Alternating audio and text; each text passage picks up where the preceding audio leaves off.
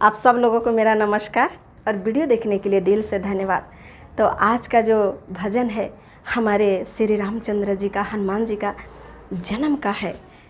यदि ये गीत पसंद आता है तो लाइक, सब्सक्राइब और शेयर ज़रूर करें और कमेंट में लिखें कि हमारे ये राम जी का सोहर कैसा है। धन्यवाद। तो आइए आज आप लोगों को श्री राम जी का सोहर एक सुनाती हूँ। बड़ी सुंदर सोहर है और ज़रूर सुनिए आप लोग। तो आइए।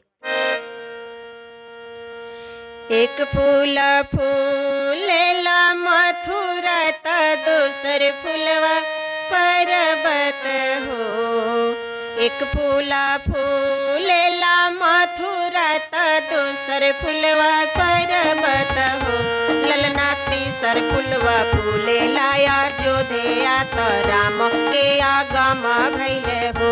ललना तीसर फूलवा फूलेला अयोध्या त राम के जन्म भइले हो।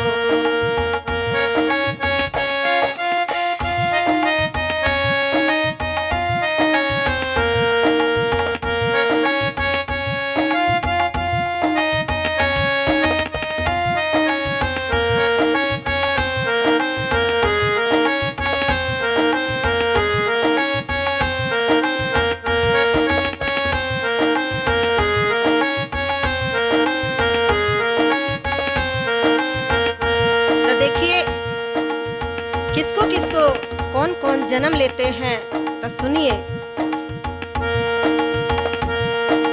देवकी के जन्म में कन्हैया तो अंजना हनुमान जन्मे हो। देवकी के जन्म में कन्हैया तो अंजना हनुमान जन्मे हो। ललना कौशल्या के जन्म श्री राम महलिया उठे सोहर हो। ललना कौशल्या के जन्म श्री राम महलिया उठे सोहर हो।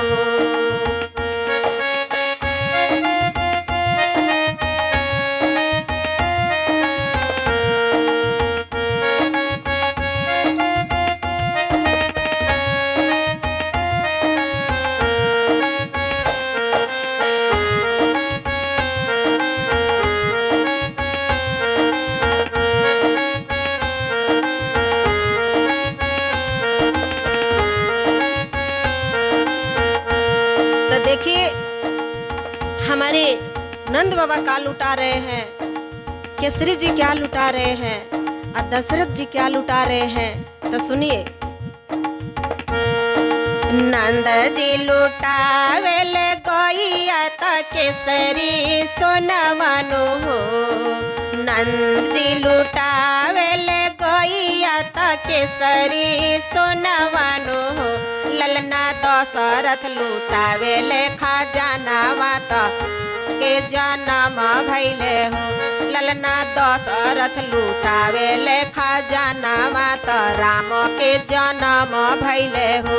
ललना दशरथ लुटावेले खजानावा त राम के जन्म भइले हो।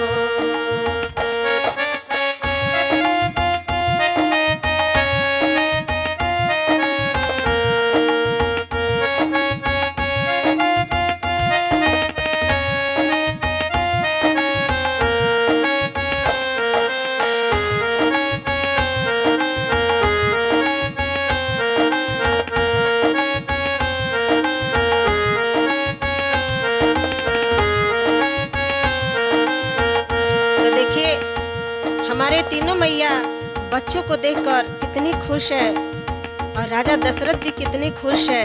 तो सुनिए। ये मैया माने मुस्काली त दोसर माई बलैया लेवे हो। एक मैया माने मुस्काली त दोसरे बलैया लेवे हो। ललना के कई मैया मुखड़ा निहारेली राम बड़ा सुंदर हो। ललना के कई मैया मुखड़ा निहारेली राम बड़ा सुंदर हो।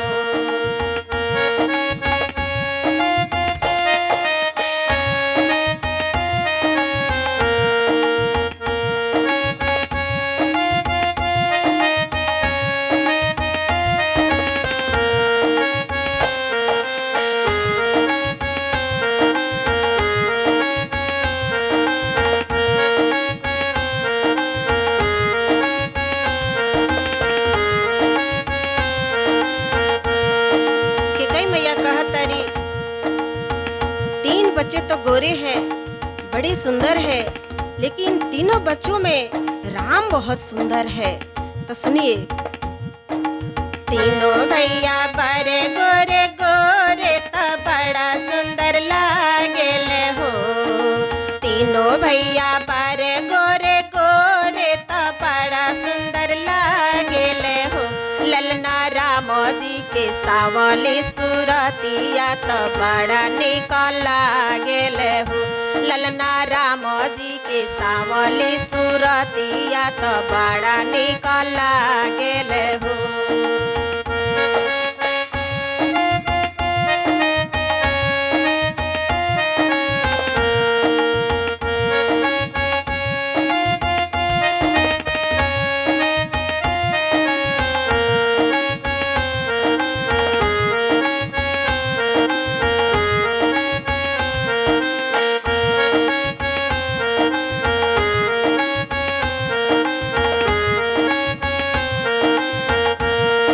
एक फूल फूलेला मथुरा त दोसर फूलवा पर्वत हो।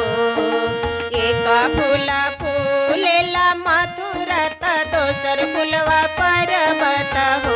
ललना तीसर फूलवा फूलेला अयोध्या त राम जी जन्म लिहले हो। ललना तीसर फूलवा फूलेला अयोध्या त राम जी जन्म लिहले हो।